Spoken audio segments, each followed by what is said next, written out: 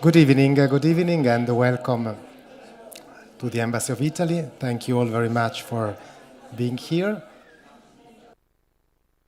Please feel free to take your seats. We have a few more free. And welcome, and I'm glad to give the floor to the Deputy Chief of Mission of Italy to the United States, Minister Alessandro Gonzalez.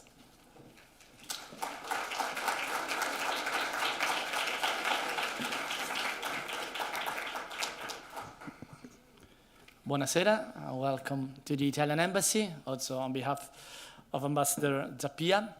It's Friday, it's the end of a great week for Italian culture in Washington. We've had several events this week that my colleague Joel Melchiori was the pivot to organize all these things. Some of them, like the one that we are in a way celebrating tonight, dedicated to this mix between our classical ancient culture and innovation. So tonight we will attend the Cinelli Lecture, which is held annually by the Etruscan Foundation in honor of its founder, Ferdinando Cinelli, and his wife, Sara McGraw Cinelli. This is the first time we hosted here at the Embassy. And the theme will be the intersection of technology and the ancient world, as I said, focusing in particular on, and I would say the magical word, how artificial intelligence is reshaping the understanding of Etruscan art and archaeology, which is in a way the core business of the Etruscan Foundation.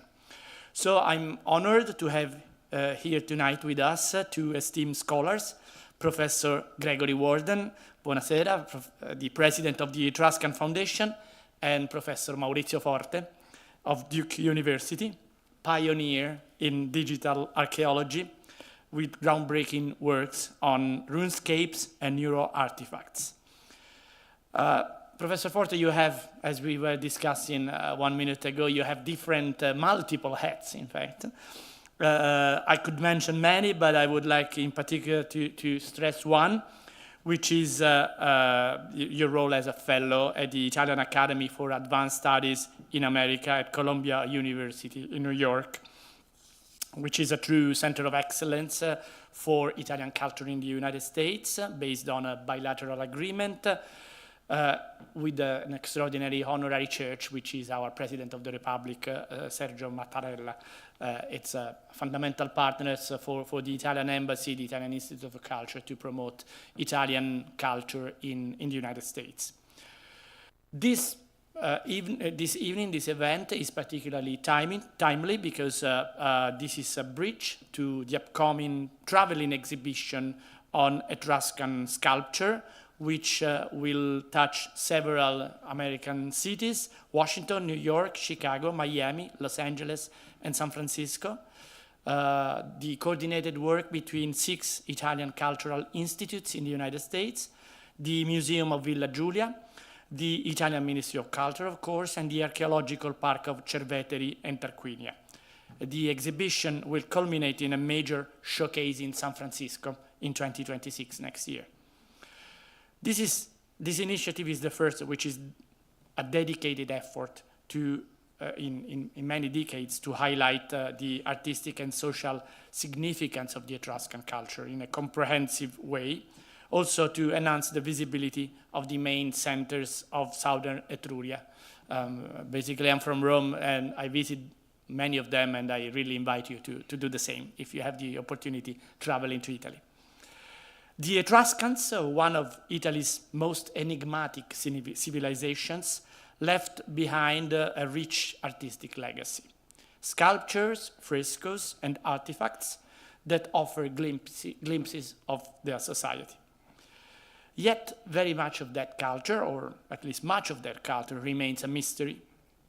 And artificial intelligence, combined with digital tools, is transforming, helping us to engage with these ancient works, offering new perspectives on their meaning and context.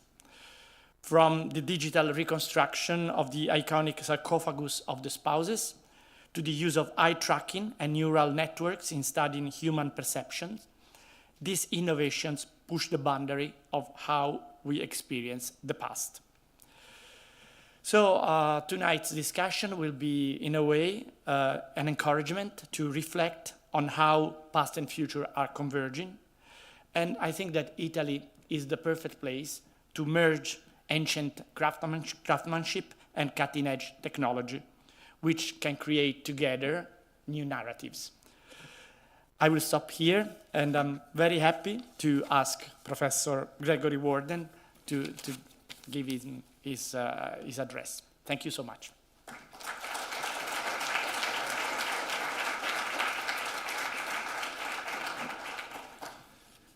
Buonasera a tutti. Grazie.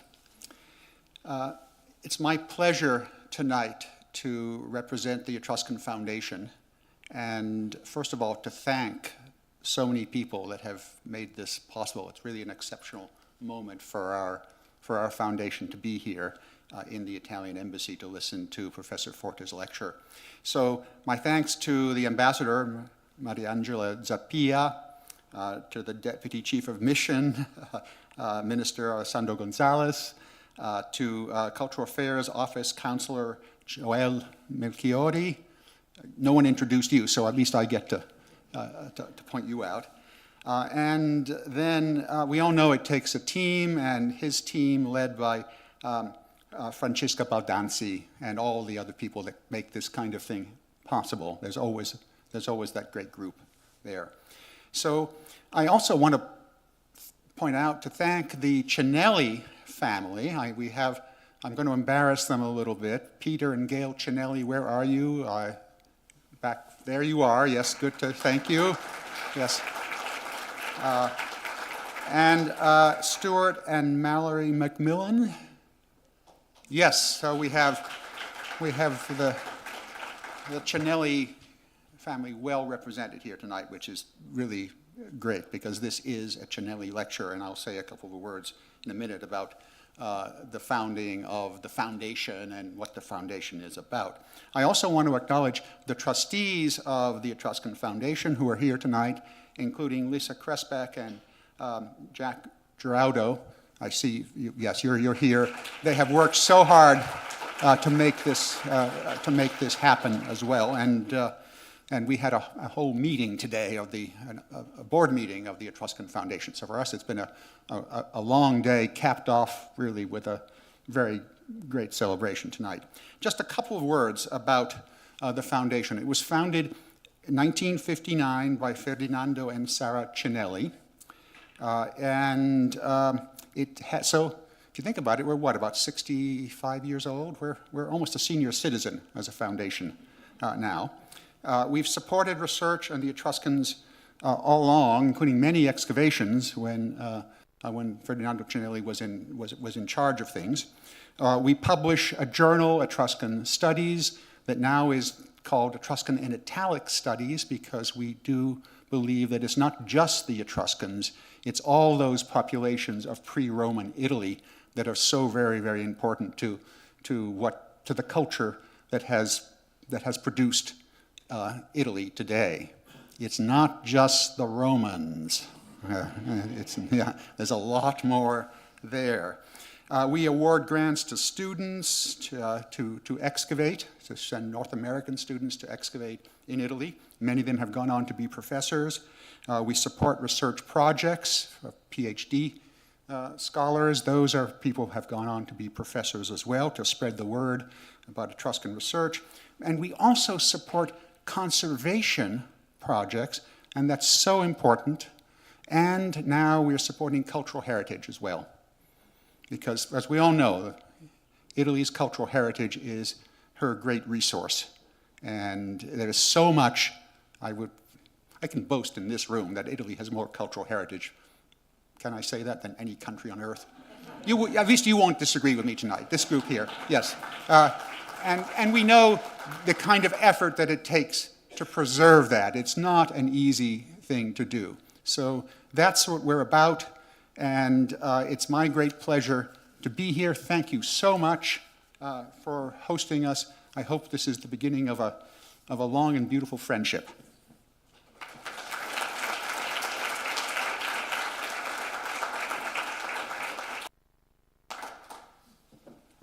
Thank you, President. Thank you very much. And I now leave the floor to Professor Maurizio Forte for this annual Cinelli lecture. Thank you.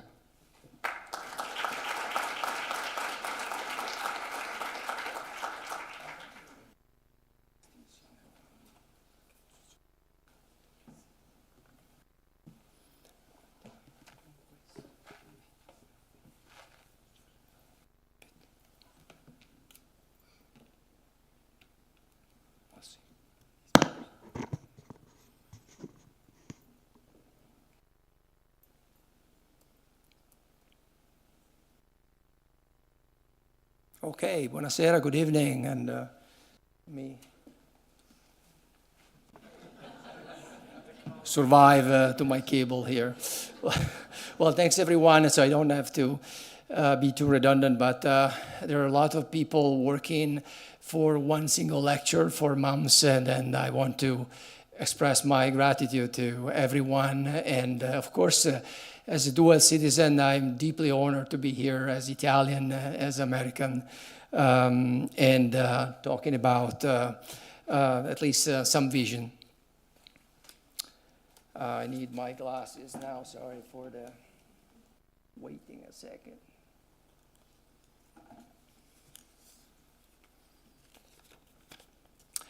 Well, let me introduce a bit the topic in this way. Human perception is both personal and deeply cultural, shaped simultaneously by neurological processes and shared social context. Our eyes might look at the same artifact, monument, landscape, yet each of us seeing something slightly or dramatically different. How and why does this happen? Well, by measuring brain activity in real time while subjects experience art and archaeological site, we can decode emotional and cognitive responses previously hidden from conventional analysis. This allows us to grasp not just what viewers look at, but how they feel, what draws their attention, and how their brains assign meaning to visual stimuli. It reveals the interplay between conscious focus and unconscious reaction, between cultural background and neural processing. In a short statement, we are biocultural organisms. I want to start with a citation from Sigmund Freud. Let us, by a flight of imagination, suppose that Rome is not just a human habitation, but a physical entity with a similarly long and rich past, in which nothing that has once come into existence will have passed away, and in which all the early phases of development continue to exist alongside the latest one.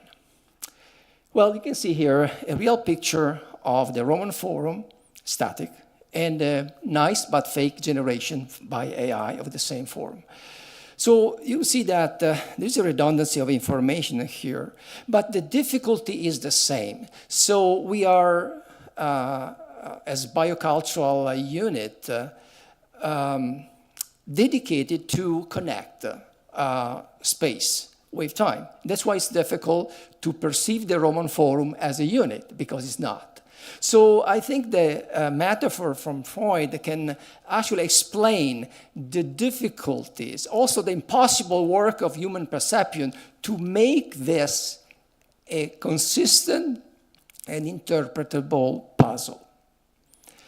I'll give you a more practical example. This experiment was done by me in 2019 during the COVID period with different groups of students, non-archaeologists, where I put my archaeological excavation in a virtual reality system and actually start to track the perception, what they were watching, what they are looking at.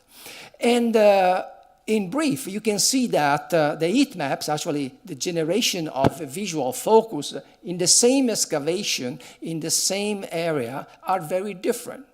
So if I can interpret for you all this visual material, So non-archaeology tend to have a holistic view of the excavation. They go back and forth, they scan, but they don't get the sense of each unit. The opposite side, archaeologists actually work by feature tracking. They start to see walls, they start to see floor, they start to see artifacts, and they map then visually. This is unconsciously done, no matter if we ask them to see or to identify something. And I believe it's a beautiful introduction to the mechanism of multimodal vision, because what we say we see, we say we think. And this involves two main processes. Cross-modal integration, so the brain fuses together visual information with other sensory inputs, and neural processing. The occipital lobe processes raw visual data, while the parietal and temporal lobe integrate spatial and semantic information. That's the magic of neurostatics. What is art? What is an artifact? What is beautiful?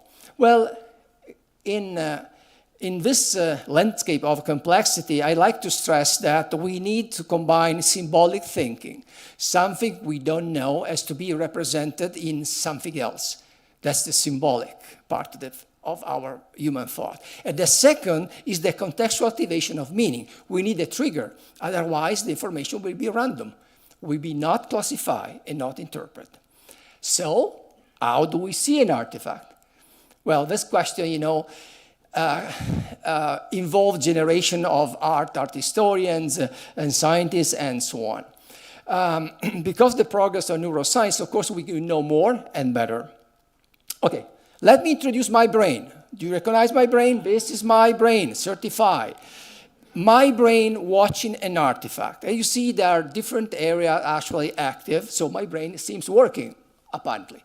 So there are different brain waves. This is what I like to introduce. Theta, alpha, beta, and gamma. This is important because if we classify them in relation to specific activity, we start to learn what's going on during the observation, for example, of a specific artwork. Theta is classified as slow waves, and they're connected with creativity, intuition, daydreaming. Alpha brain waves are typically connected with meditative states. Beta waves are low frequency and involve in conscious thought and logical thinking. And finally, the gamma waves more engage in problem solving. Well, I want to start with a visual experiment of something you might try by yourself. So this is, there are random stones, and with two human hands, they form a face, smiling face. I ask artificial intelligence to interpret this video. And what is particularly exciting is that there is a transition, and you can see the transition when the waves actually change because of the face. So the ha-ha moment here is not stone anymore, but faces. Well, this is AI ChatGPT-4. So you might say, and I might say too, I don't trust it, okay? I don't trust it, but I can ask more. I can ask AI to design a specific electroencephalogram of a human brain observing the same video. What happens if I show a face after a sequence of random stone? And this is the transitional part of the graph. You see the perceptual shift, showing clear evidence of face-specific neural processing, where the transition from scattered visual element, the stone, to a coherent face perception is marked by increased theta and gamma activity. Apparently wonderful. Well, I don't trust this, so I come back to the experiment. Again, follow the three main action and perception. Random, stones. Trigger, face appears. Symbolic meaning, after. Look, I cannot say there is a face in the stone, right? But I can say the stone form a face. Then I use myself. This is a real experiment, empirical. EEG over my brain. The same brain you saw before, so you're familiar with the same brain. Okay, so you see the transition actually right here is more or less very similar to the graph we saw before. If I can recap the brain waves here, delta remain quite stable, but 847, so the time frame of the face, show a moment of internal processing. In the alpha, I saw the same transition at the same time frame with a drop, which could indicate the moment when the brain shifts from a relaxed state to something else. Then, even more interesting, the theta increase occurs exactly the same time frame, 847, and well, because there is a pattern recognition. And finally, the sharp drop in gamma around the same time frame suggests a moment of perceptual difference. So the stone becomes a face. Well, why this is important? Well, it's important because of the symbolic meaning of something we can classify by taxonomy, the stones, in something else, like a face, which is already an artifact, right? Well, I stop here with transition as a keyword, and I want to quote one of the most important philosophers and scholars of human learning, Gregory Bateson. We learn by difference. So we create a mental map of something in the random territory of information. So the more we create a difference, the more we learn. This is what I think the experiment can explain. So more difference, more learning. Then I start another kind of experiment, again using artificial intelligence, with a Bucero vessel. And in this case, I challenge AI to tell me if the Western versus Eastern Asia perception is the same in an ideal experiment. The result is the following. So you see the saliency map on the left of the Western. So basically, in this case, there is more attention on a specific visual narrative element, the scene, the animals, the human figures, and so on. On the other side, there is a more holistic view of the same object. So you don't see detail, but you see the whole. Well, this is AI, okay, so how can I validate this if it's true or not, and how much? Well, if I go back to the scientific literature AI is using for that. So it's not invented. There are specific studies actually showing how different culture, that's why we're a biocultural organism, can see the same object. There's no ranking here, no winner. It's just the fact that in order to build the image, to build the meaning, the symbolic meaning, we use different kind of perceptual approach. And then we can try also to calculate in a graph, for example, the difference in terms of figure focus, pattern, symbolism, and so on, visual attention in between the Western viewer and the Eastern viewer. And this is, of course, the reference for your knowledge. And I conclude this theoretical introduction with one more keyword. I think it's really important in order to recognize an artifact and start to understand the complexity of that, which is affordance. So the performing power of an artifact is based on the relationship between its sense, its existence, and the environment, the context. If we don't see this, actually we don't see the artifact. I give you an example, because otherwise it looks too theoretical. If I try to make a taxonomy of a computer mouse, just avoiding computer, just listing all the names of the mouse, the geometry, nobody can guess it, I guess. Nobody can guess it's a mouse. But if I say computer mouse, we see the affordance because we see the relation between the two. That's why archaeology is difficult, because we need to create a relationship between space, time, and content. And now I go through 2 case studies, and I hope to be on time, so no worries. The NeuroArtifact project started in Rome in 2022. and thanks to a collaboration between American University and Sapienza University. And well, it's an iconic object. I don't want to spend time to introduce dating back to the late 6th century BCE. So in this case, the research question was based on the replica, so based by laser scanning of the sarcophagus and the real empirical experience in the museum. Basically, do we see the same thing? Is the object the same? And what can we learn from an observation? What happened in 60 seconds of visual observation of a so important iconic artifact? Well, we need to combine a different technology here. In this case, we use eye tracking. Eye tracking is a sophisticated method capable to measure the pupil direction and actually what we look at. And EEG, electroencephalogram devices, and biometric system. In this case, you see the system we use is called Revive. 8 electrodes actually measuring the frontal lobe activity, and the Shimmer, which is actually this little device measuring the skin conduction and heart rate. Because when we see, actually, we engage the whole body. And whatever instrument I use, it's not enough because I should have more, right? In this case, you might see in the video a collider, so a little dot actually moving around the sarcophagus. This is actually the magic of the human observation.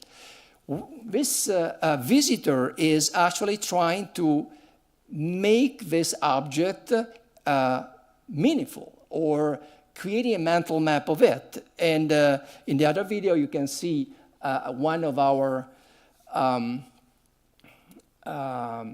visitors with the EEG, the device on top on the skull, and the glasses for the eye tracking. Everything is measured in 60 seconds, okay? Then we go to some more conclusive result. So on the left, you see the cumulative eye tracking of a group of about 60 people watching for 60 seconds the artifact. It's clear that there is more attention on the 2 human faces and the hands. The hands actually are empty because it's an important gesture, perhaps related to some ritual activity. But because they're empty, they develop a kind of affordance. So we try to unconsciously to track them. Then the other picture on the right is the segmentation of an artifact in 12 clusters. This is not invented by us. It's just the statistical result of eye tracking of all the museum visitors watching the same artifact from the same position in the same room. And then we go through comparative studies. On lab, lab is, in this case, red, and museum is green. So first and second and last and second. Here we are calculating different indexes. So the workload, the emotional index, and the attention index. So attention index is more or less the same, first and second, last and second. But you see that the workload is changing radically when we compare virtual reality and museum.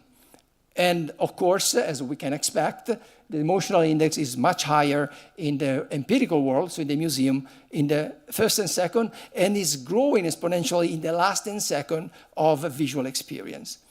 This is the most fascinating video I want to share with you because it's one person watching for 60 seconds the sarcophagus. And I want you to pay attention on the workload, the attention, the emotional index.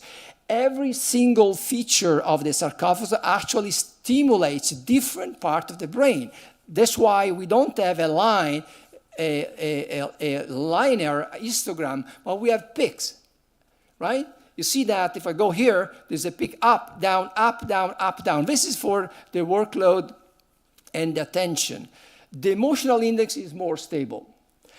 We can talk about this for a long time, but for me, the lesson is the complexity of the perceptual experience in only 60 seconds from the same person in front of this artifact.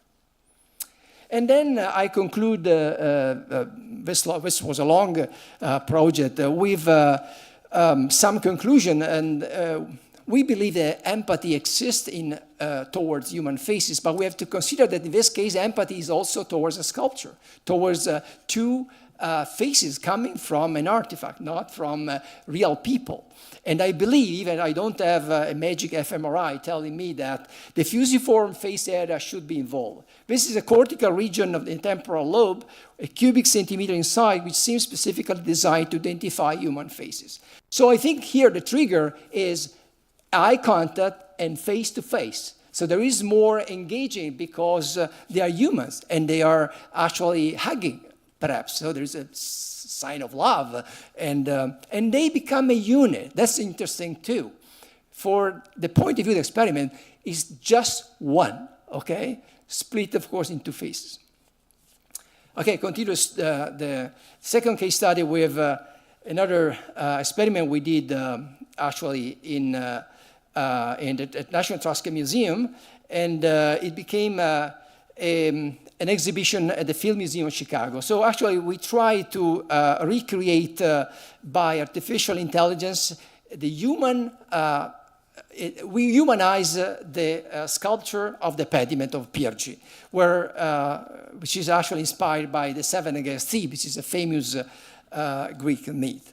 The idea is, in this case, was to use depth maps, digital photogrammetry for the generation of human characters. And we work with student actors here and also other students translating from English, from Greek, ancient Greek to English. So this was an experience of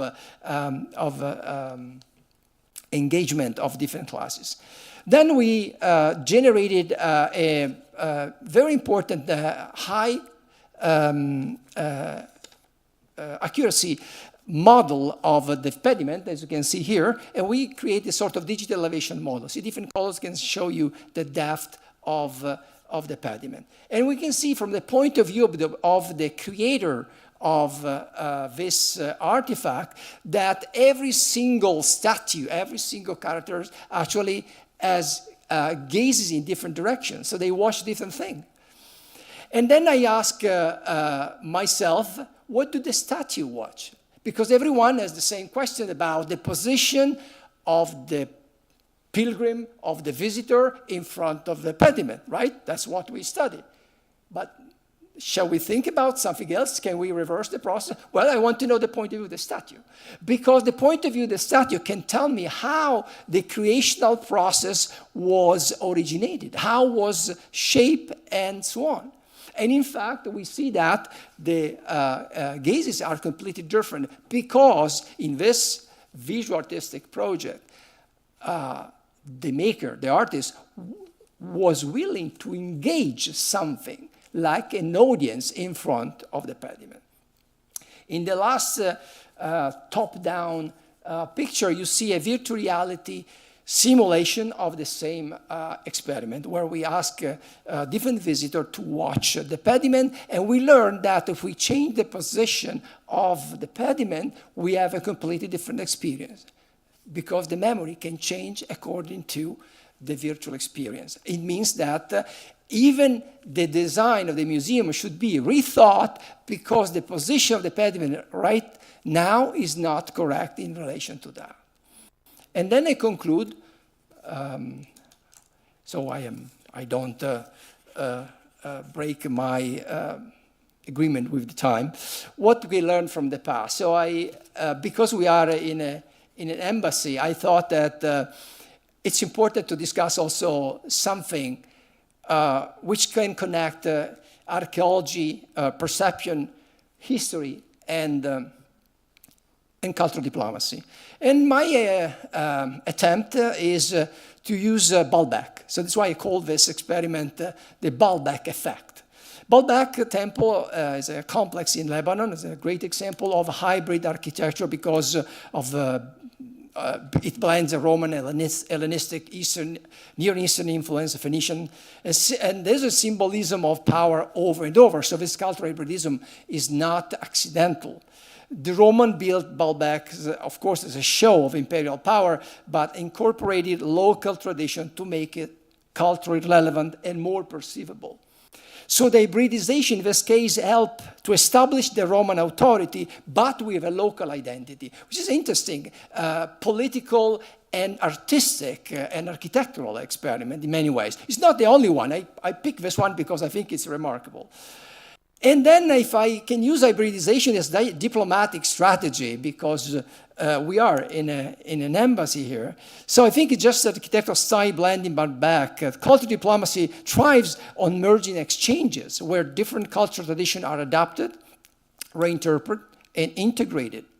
So I think that we can share heritage as a diplomatic tool. So blending of style in architecture can symbolize the evolution of international relations, where historical interconnection demonstrate long-standing collaboration and so on.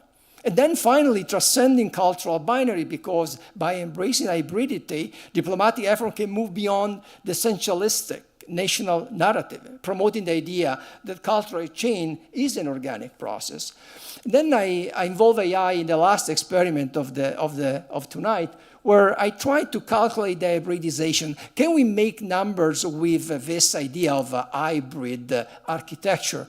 Well, we can try to calculate, for example, column design, symmetry, material, scale, monumentality, relief carving, and more, and try to see by colors how much one style can belong to a tradition and how much another style is more blended than another. Of course, number can be changed, and I don't trust this first experiment, but I think it's inspirational because we can see something different if we calculate something we see differently. We can evaluate in a different way, and then we can find something else.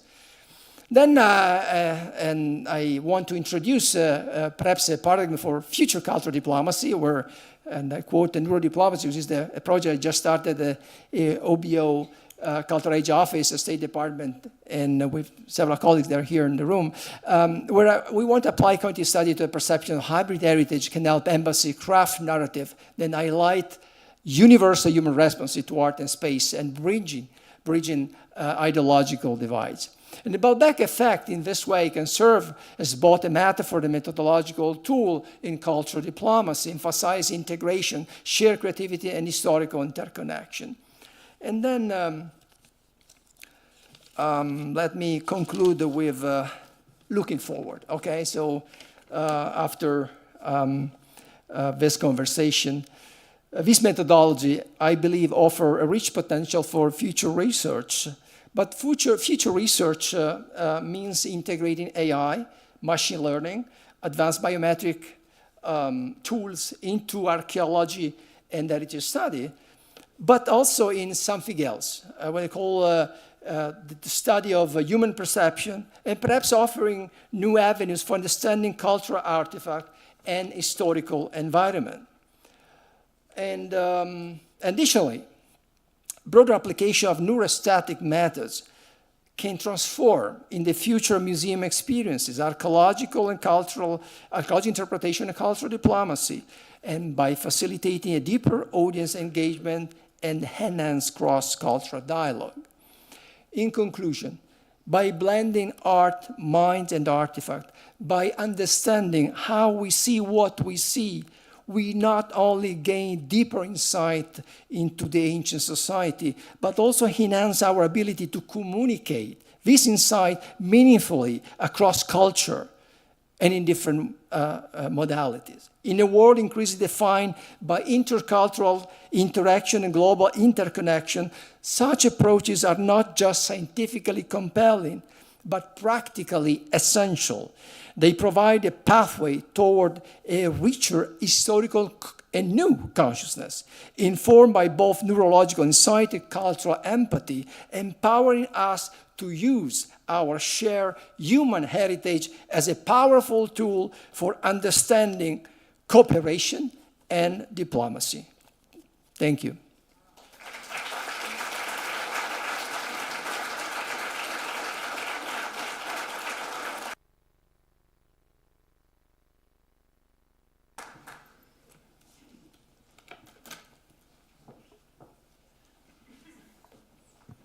Thank you, Maurizio. Thank you very much That's fascinating, I think, and thanks for the suggestions too. They are well noted for our job.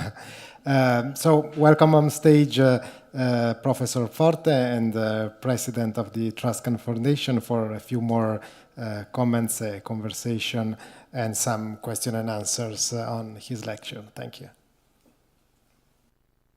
Thank you. I don't know, is this on or? Push the button. Yeah, it's red. This is now on? It's red, yes, yeah. Well, thank you, Maurizio. Just to let everyone know, Maurizio and I actually work together on a lot of projects. So some of this I've seen before, and I still have nightmares about Athena speaking to me.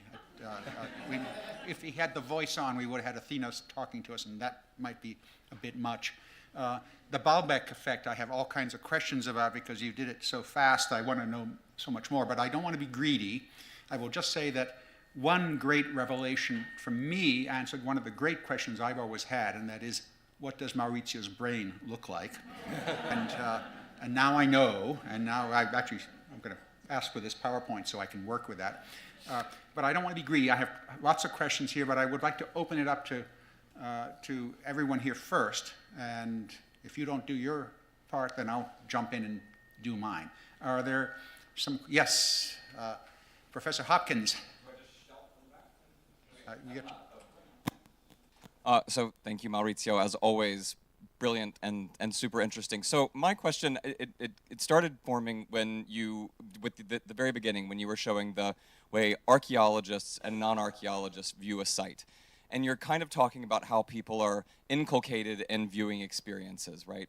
And then you showed the total image of all the viewers of the sarcophagus of the spouses. So I wonder if you think it would be fruitful, or if you're already planning, and you probably are, knowing you, but if you think it would be fruitful to use this to try and understand how different populations, and I'm thinking children, I mean the way that children interact with something like this, versus an art historian, somebody who is visually disabled, and somebody who is maybe strongly inculcated in another way of viewing.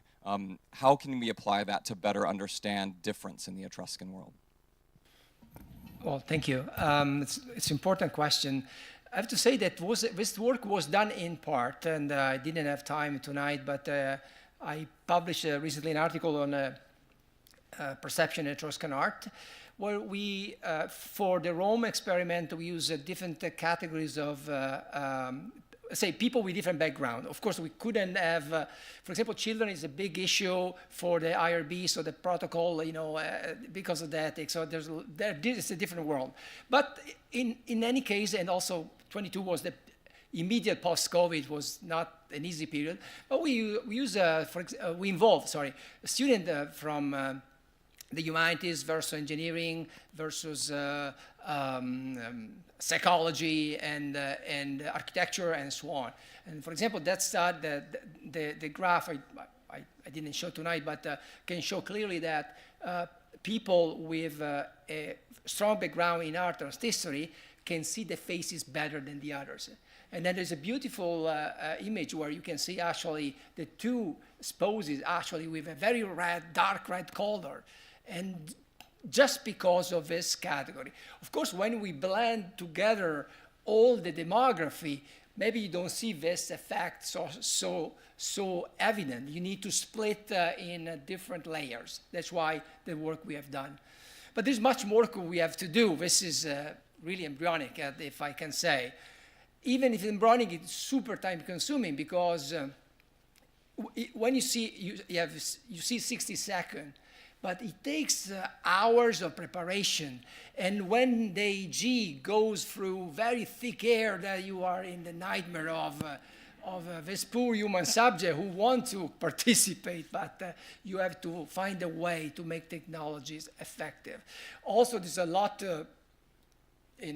following up the question, to think about not just this category of people, but for example, people coming from different regions of the planet. That could be very important. We know already that museums in China and Japan or in India and Africa are so different from the one here or in part in Europe. So this is the black box. There's a lot of work to do, but I agree, this is one of the biggest questions we have too. Yeah, I think I mean, your hybridization raised that question of people looking at other. I can guarantee you that back, as we all know, those of us who work with the Etruscans, back in the day, a Roman would not have seen that a couple reclining on a couch together as the same way that an Etruscan would. It would have been absolutely scandalous to a Greek. I mean, we know this because they write about it. They tell us that this is the problem with the Etruscans. You know, the women recline with the men, and they have they have a role at dinner. You know, things of that sort. So so the hybridization part, what John Hopkins was asking, I think, is there's going to be a whole lot of range of this. Also, age, social background. Is there any? I mean, it sounds to me as if you will need a huge grant which we know are not so easy to get these days. Is this something you were thinking about following up on, or are you're now moving to different things? No. We continue actually, and I briefly mentioned the neurodiplomacy project at the State Department, where we are going to track people in different American embassies worldwide. So this is a huge next step for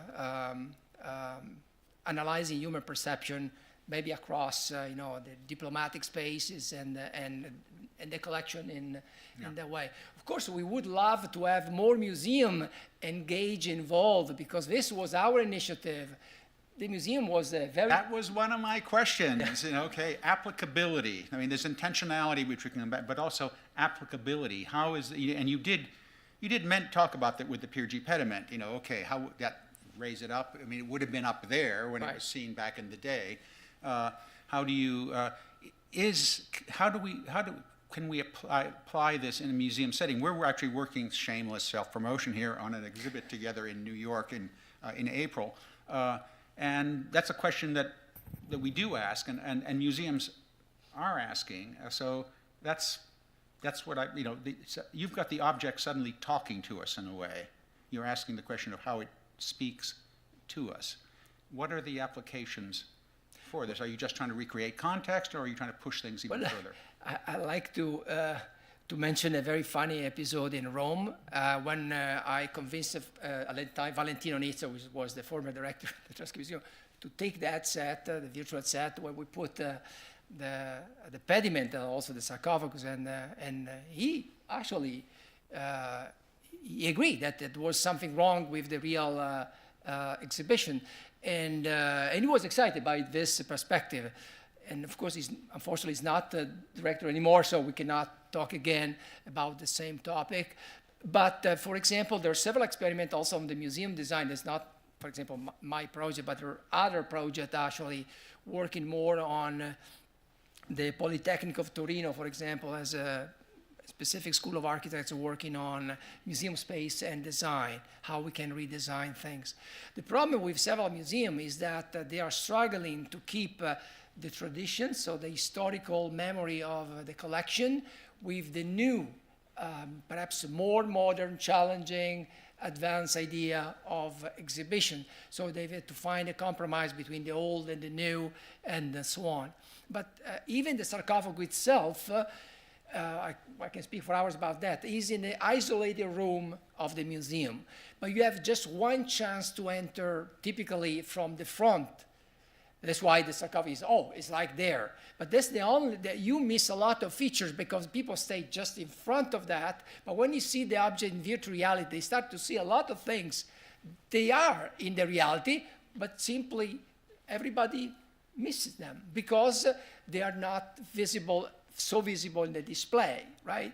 So there are a lot of things, even for non-iconic objects, this is a very iconic object, there are a lot of questions we have about musealization studies and perception for... Well, you're also exhibiting an object that was not meant to be displayed in antiquity. It was in a tomb, and it was brightly painted. Right. which would just shock us. If you actually saw the original paint on that, we would go, ew, you know, how does that work? I'm being greedy here, so let's open up.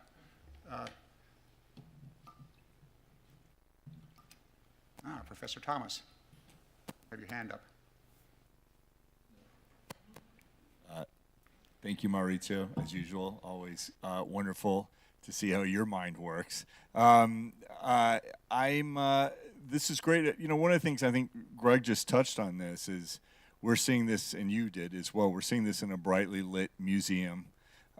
It's probably no surprise to any of us as when we see a representation of a human form that we look at the face, because we all have a curiosity of identity. But when we do, if we think about this in its original context, it's in a dark tomb. Maybe, you know, an ancestor comes in to visit it by a lamp light, and so it makes me wonder, how can we project, using the way we look at it in this context, perhaps back to its original intention and the intention of the artist who produced this, to convey that sense of identity in a very different kind of context than we see it in a well-lit museum? Well, thank you. That's a perfect question for this study. Actually, because of the result we got, I support the idea, and I published this in this article. Sorry, I hate to self-cite, but it's just because it's related to the question. So because of this study and other simulation I did in artificial intelligence, I believe that this tomb was different. I believe this tomb was open to the public.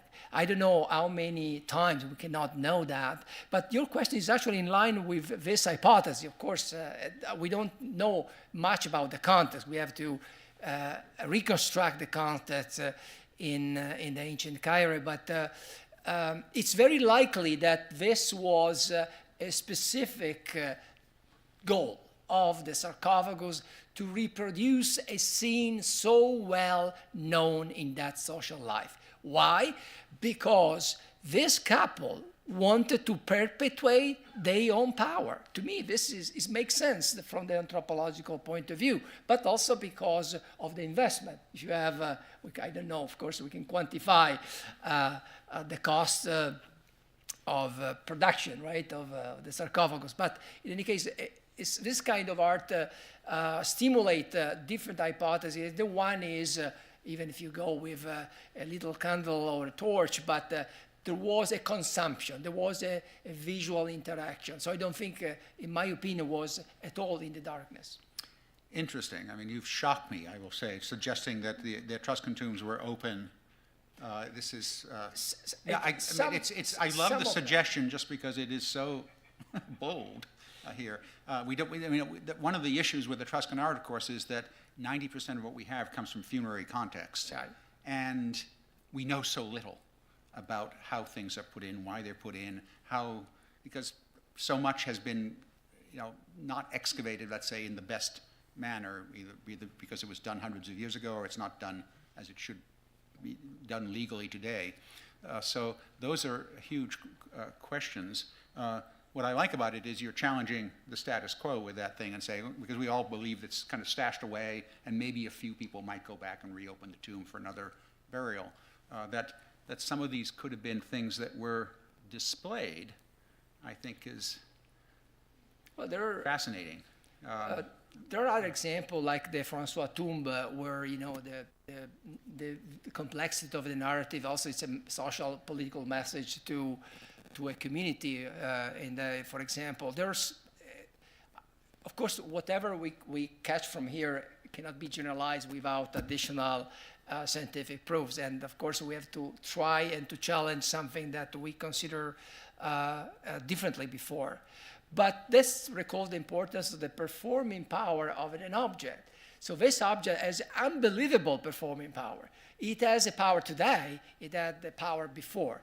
What is interesting is that perhaps we recognize some universal biocultural effect, if I call them rightly, currently, today and the past. But of course, there are other elements, religious, ritual, and so on, that we skip completely. We cannot regenerate.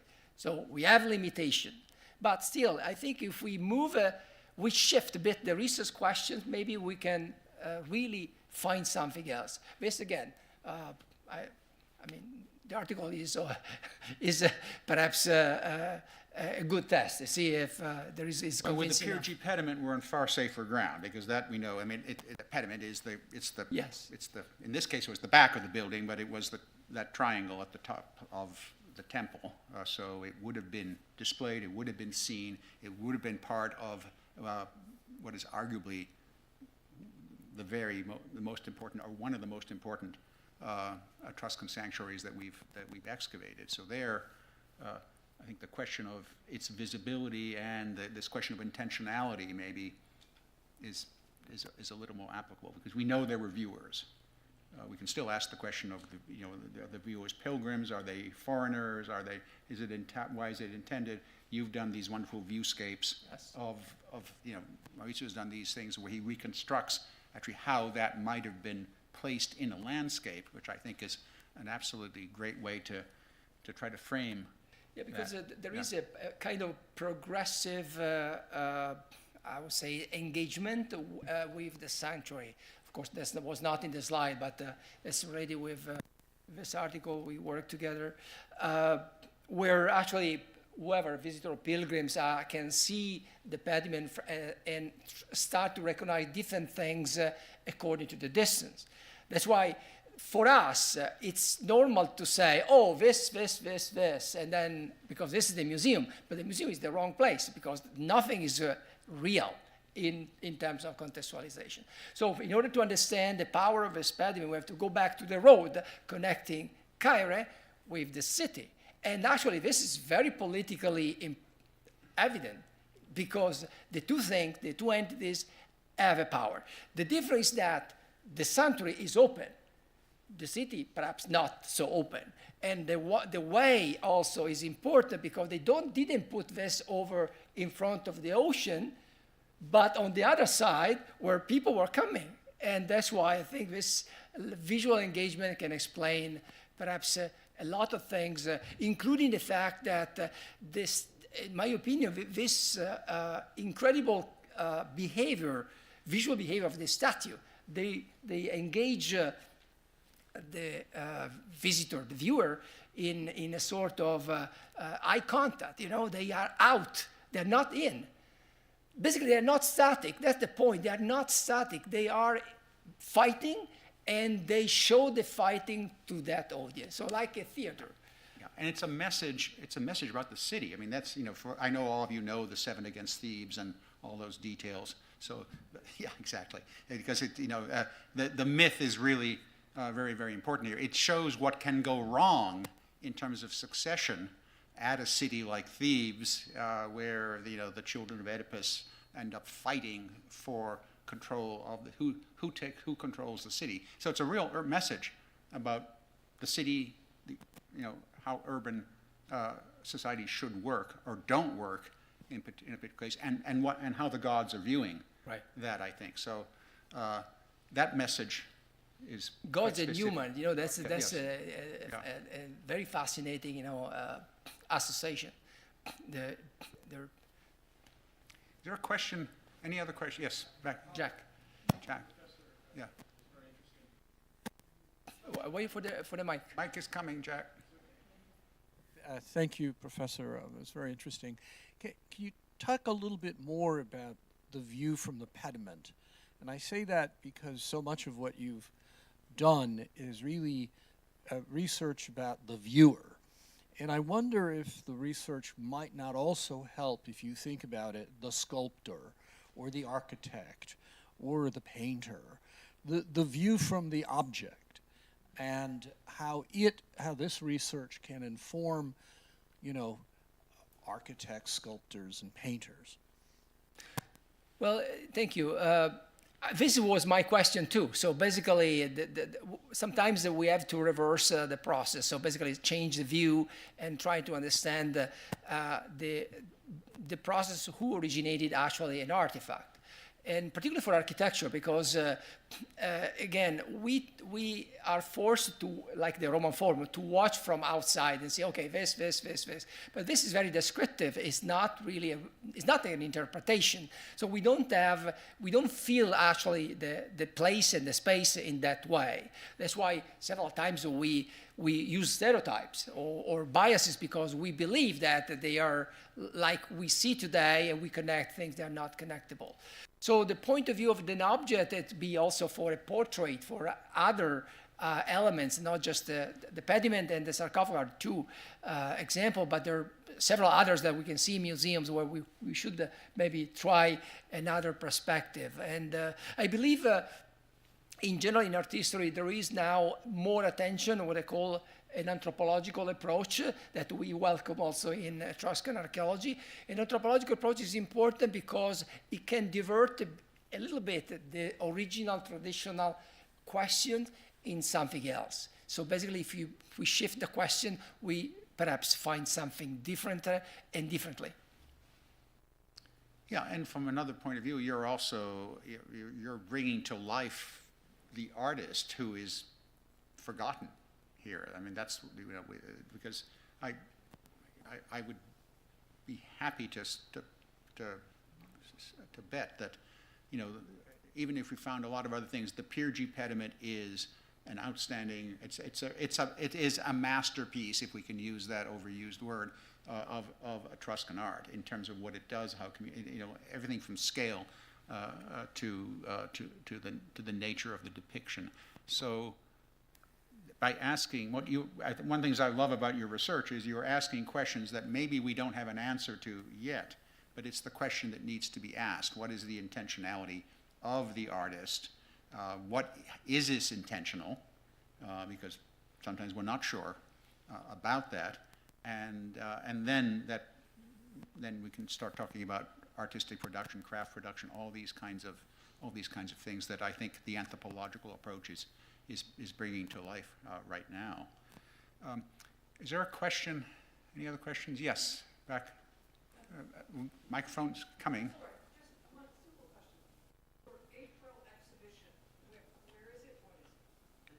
Institute for the Study of the Ancient World in New York. The part that we're doing with Professor Thomas, who asked that question earlier, is an excavation that has of a sanctuary that has turned up.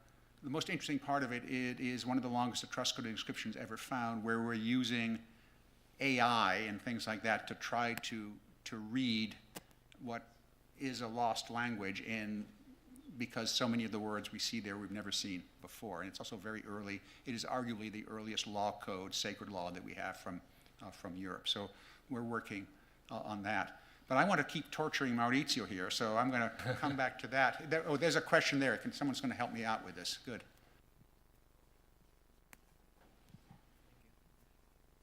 Thank you so much. Can you briefly talk about your AI models and if they're proprietary, or did you buy them, and how they were taught and what was used to teach them? Yes, thank you. Well, it depends on different case studies. So, and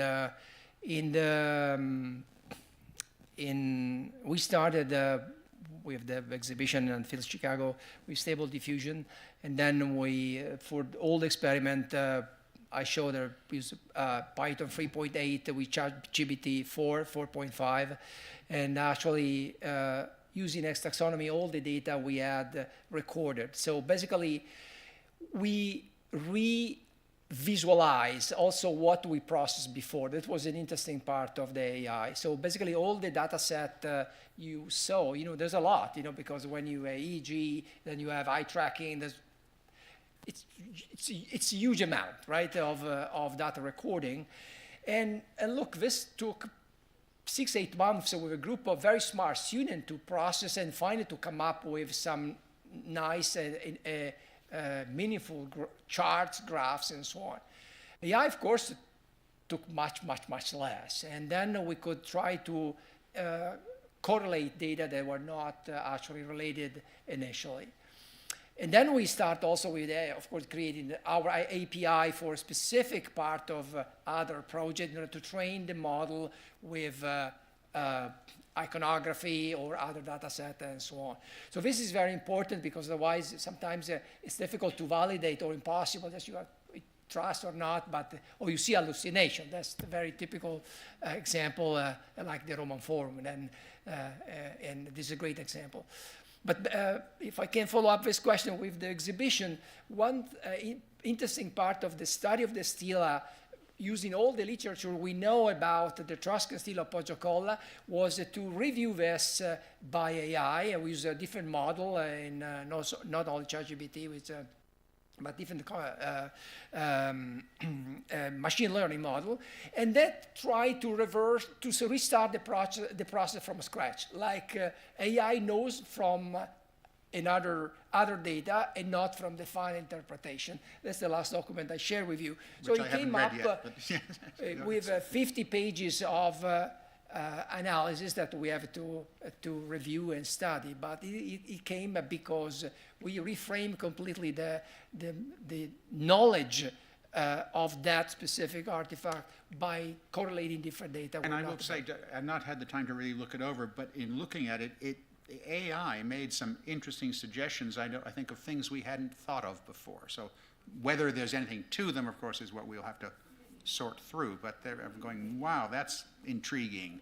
You know, that word is actually the word of a divinity or something of that sort. So, of course, it's just beginning to learn, isn't it? Yes. So that's, yeah. So, for example, reading Etruscan, this was an interesting aspect I didn't know. Is AI able to read Etruscan? First answer, no. Then you start to train that. You say, okay, can you read this? And then you can read that? Yes. And then we start this interesting back and forth, where actually reasoning, if I can, this maybe the best word is deep reasoning, was a new cycle of interaction. Something maybe we miss or we ignore, or perhaps it might be different. And well, actually, maybe it's a good advertise for the exhibition, no? Oh, nothing wrong with shameless self-promotion again. I've done it for 50 years, so why stop now? Yeah, you're all welcome to come see that exhibit. Because we're asking some of these questions. How do you exhibit things? How do you present this kind of information? And it's not easy to do. So I don't know how much time we almost have no time left. But No time. Oh, Joel, it's time. Yeah, but I hope you all understood the Baalbek heat map, because I did not. I want some time to look at that. I went, whoa, okay, what was, so if I had more time to torture you, Maurizio, I'd get on you after that. But we all look forward to seeing a publication or more about it. Thank you so much. You've made us think.